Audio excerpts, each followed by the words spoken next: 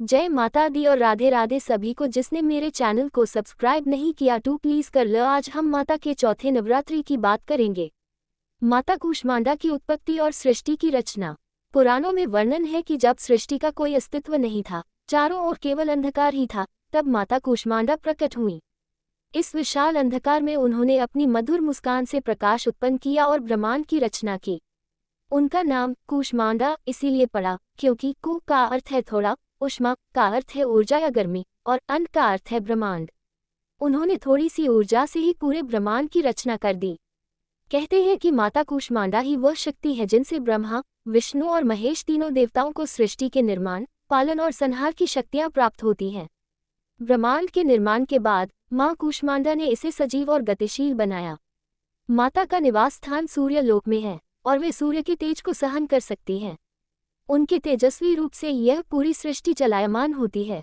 उनका वाहन सिंह है और उनकी 8 भुजाएं हैं, जिनमें कमंडल, धनुष, बाण, कमल, अमृत कलश, चक्र, गदा और जपमाला धारण किए हुए हैं। इसलिए उन्हें अष्टभुजा देवी भी कहा जाता है। पूजा का महत्व। माता कूष्मांडा की उपासना करने से व्यक्ति के जीवन में रोग, दुख और परेशानियों का नाश होता है। भक्तों का स्वास्थ्य अच्छा रहता है और उन्हें लंबी उम्र प्राप्त होती है।